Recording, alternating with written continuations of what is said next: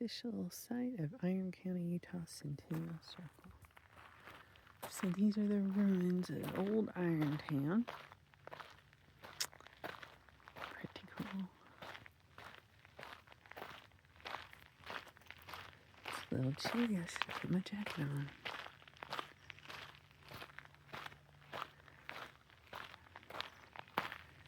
Established 1868 by Ebenezer Hanks and others who organized the Great Western Iron Manufacturing Company, a cooperative enterprise.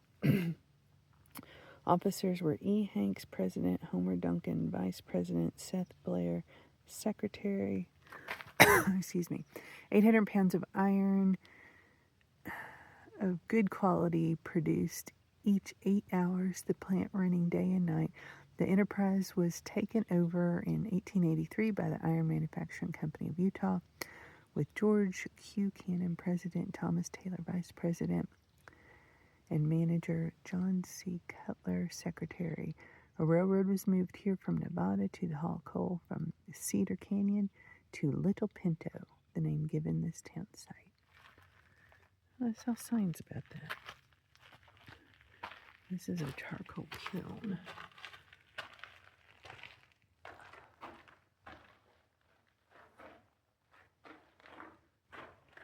And it looks like a beehive. I wonder if that's why Utah's the beehive state. Charcoal was the fuel of choice for the ironworks at Iron City. Charcoal is created by burning or smoldering wood in an oxygen-reduced environment. Workers stack piles of juniper and pinyon inside the beehive-shaped kilns and lit fires underneath. The holes you see in the far wall could be plugged or opened as needed to increase or decrease air circulation. It took approximately 12 days for one kiln to produce 50 bushels of charcoal. This provided enough fuel to process 1 ton of iron ore. Iron City originally had 2 kilns, however, due to the destructive power of weather and looters, only this one remains. That's a shame.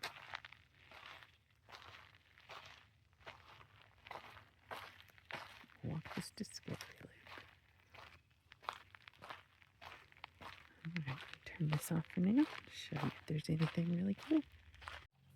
Barbed wire wrapped around that tree. That's kind of interesting. There's some cacti. Juniper was plentiful. I'm sure that's why they used it. I love this landscape.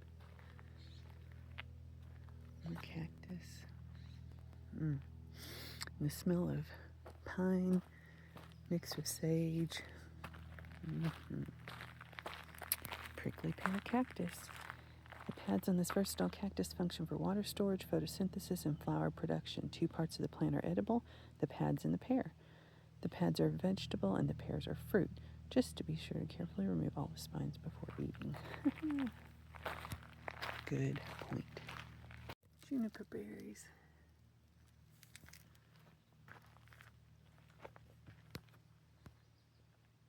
Beautiful.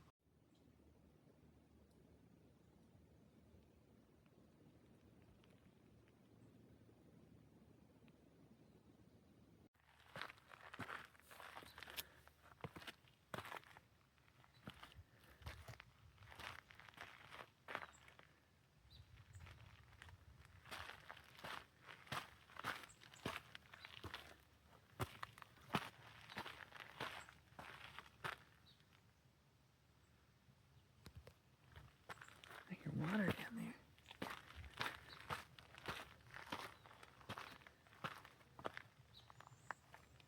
Can't see it, but I hear it.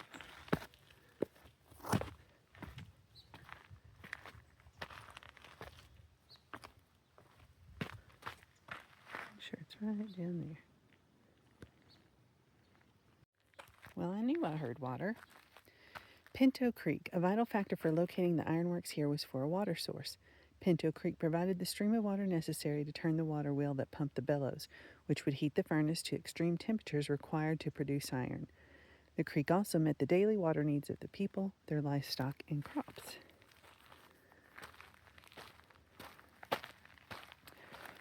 Rubber rabbit brush. Although a small source for rubber extraction, it was studied extensively during World War II as a substitute for commercial rubber. Native Americans made chewing gum from the pulverized wood and bark. Rabbit brush was also used for tea, cough syrup, and yellow dye. There you go. Big sagebrush. Some of the sagebrush at Old Iron Tower is over 10 feet high. Native Americans used these plants in the construction of their dwellings. The leaves and the seeds can be eaten or brewed into tea. The leaves, which contain camphor, were used for coughs, colds, headaches, and fevers. And it smells so good. This was a private residence. Who lived here is unknown. The type of building rock for this house is conveniently found in the abundance on the nearby hill. Some of the original timbers used for the floor are still visible. The nearby creek in the distance away from the ironworks provided an ideal location. Notice the plaster on part of a wall indicating all of the walls may have been plastered. This house was stabilized in 2022 but is still very fragile. There's a little bit of plaster here. And there's a wood beam.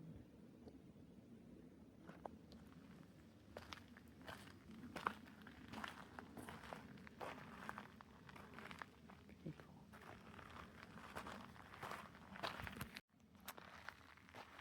I'm not sure that's even supposed to be there. Okay. It rained last night, so you can see the water count. Oh, a bunch of juniper berries too. Probably got washed with some of the water, I'd say.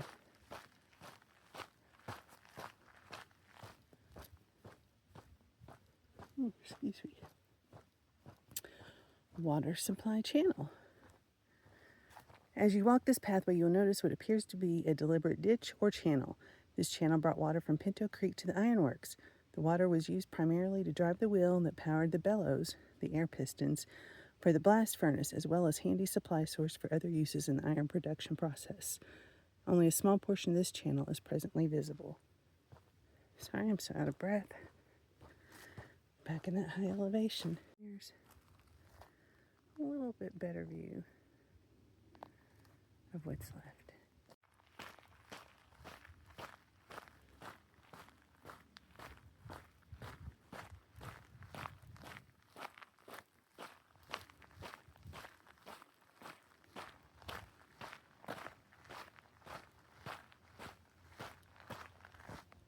I'm assuming this used to be part of the park.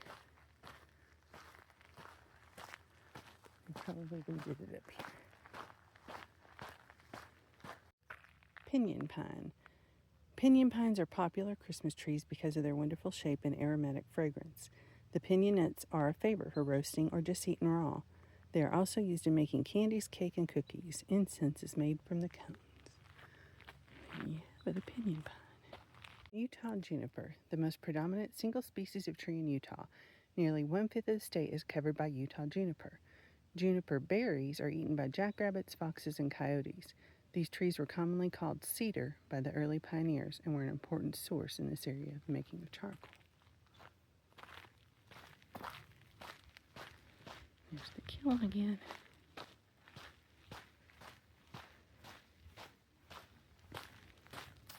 Ruins of charcoal kiln. Because of the great amounts of charcoal needed to heat the iron-making furnaces, 2 charcoal kilns once operated here side by side. There are no known photographs of this kiln standing. There's the ruins of it, though. I think he's gone. There's one jackrabbit. Iron mining was not profitable in Iron County until the Columbia Steel Corporation built a blast furnace in Ironton near Provo, Utah. With the demand for iron ore rising, Union Pacific in 1923 agreed to construct a spur line passing through Lund, Iron Springs, and into Cedar City. Iron ore would no longer be processed locally. It would be shipped to northern Utah by rail, sending more than 500 tons per day. The mining process involved the use of open-pit blasting. By 1964, foreign competition and domestic tax issues resulted in a reduction of the overall tonnage. These detrimental factors only worsened, and by the mid-1980s, all iron mining operations stopped. This area still holds one of the nation's richest iron ore deposits. As you leave, notice the remains of several open-pit mines dotting the hillside. check it out. Hey, bunny. Oh, he gone.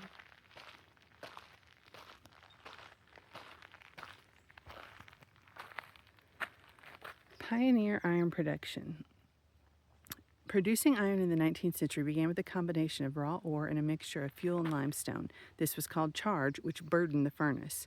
Charcoal was the fuel of choice at Iron City, created by burning or smoldering wood in an oxygen-free environment. Workers at Iron City used charcoal because wood was readily available and it produced a softer, more pliable piece of iron. Limestone served as a catalyst in the melting iron ore and removed impurities.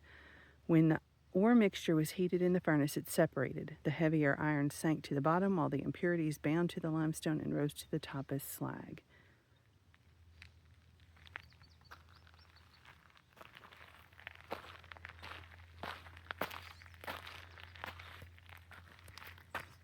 Old Iron Town.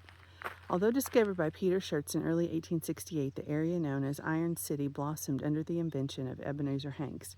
In June 1868, Hanks established the Union Iron Company, later known as the Great Western Iron Company. The 1870 census indicates that 97 people living in 19 households resided in Iron City.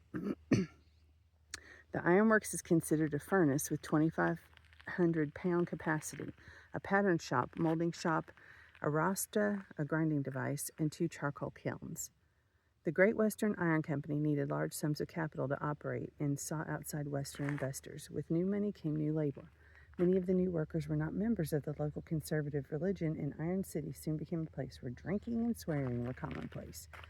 By 1871, Iron City had a post office, boarding house, brick schoolhouse, butcher shop, and general store. At peak production, the ironworks produced 5 to 7 tons of pig iron per day.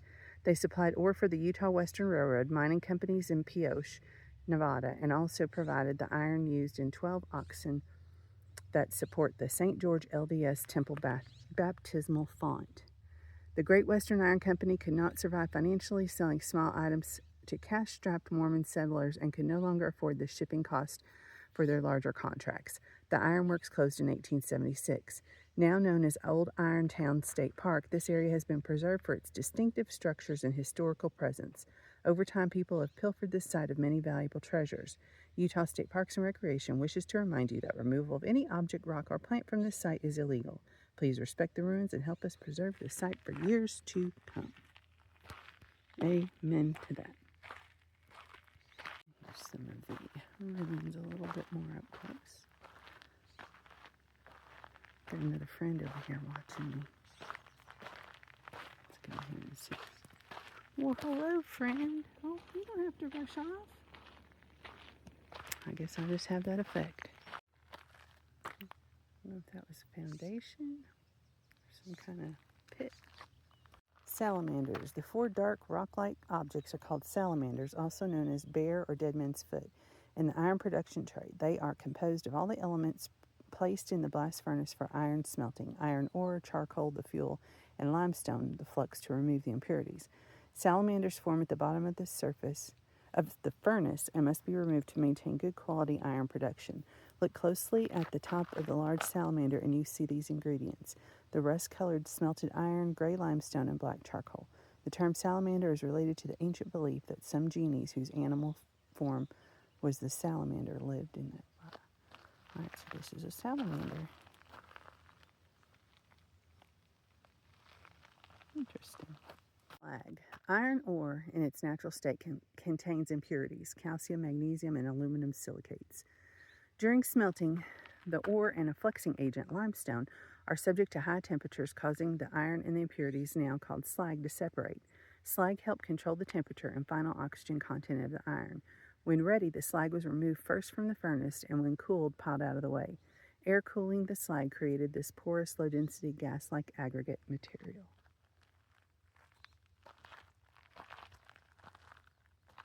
So that's it right there. Looks like a slag heap to me. Arrastra. What you see before you is commonly referred to as an arrastra. The word comes from the Spanish verb arrastrar, meaning to drag or draw along. This arrastra was used to grind up limestone, a flux in the smelting process, and excavated iron ore. Chunks of ore placed on the floor of the arista were pulverized into smaller pieces. The drag stones were attached to the horizontal beam, which was turned by a man or a mule. All but the horizontal beam are original parts of this arista used in the 1870s. The Spanish, and it's spelled different here, arista, Spanish ras, used to grind the molding and a molding sand. A horse was hitched to the sweep. There we go. Interesting. Bubbling.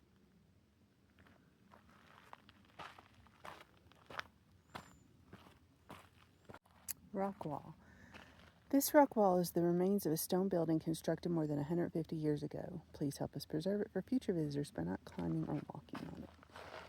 I will not do that. Molding pattern house. This is all that remains of what has been referred to as the pattern house or molding house. The pattern house was the place where pig iron, smelted in the large furnace, was refined into the puddle furnace, or forged, hammered, and worked into usable items and or cast into objects for use. Most of the stones that were originally used to construct this building were removed decades later by people wanting building stone for their private use. That's a shame. Look how pretty and purple. And all kinds of pollinators. Got to cut through. Sorry bees, sorry bees, sorry bees, sorry bees. Forge hood. This hood was installed over a forge that was most likely located inside the molding house, which was located behind you. The function of the hood was to funnel and remove smoke created in the forging process. We do need to have that going.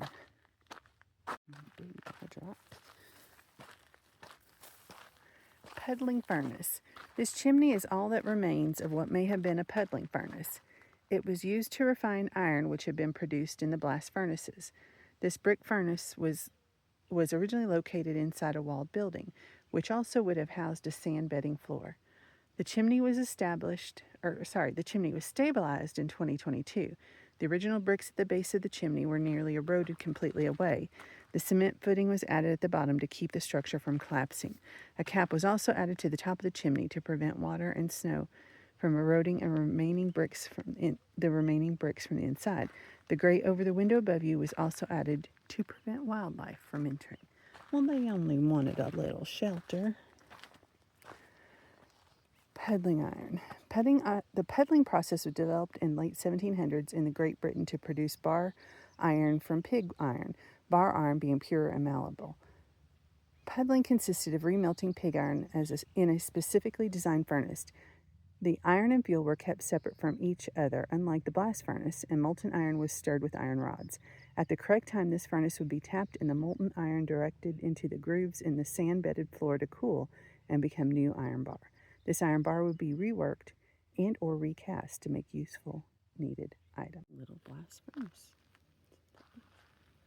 Basin wild rye. This large, coarse, perennial bunch grass is a palatable feed for all classes of livestock and wildlife. Roots collected in the winter months are stiff and covered by a spongy, fibrous coating. After cleaning, Native Americans would fashion these roots into hair and cleaning brushes. All right. So I found that pretty cool. I hope you did too. A couple years ago, Gavin and Tyler and I went to an iron mine in Michigan, and that was really neat. But it didn't have all this information about the furnaces, and it's ruins of an old town. Who wouldn't want to go visit it? So anyway, off on to the next adventure. Peace. Bye. Rude. The bathrooms are right there.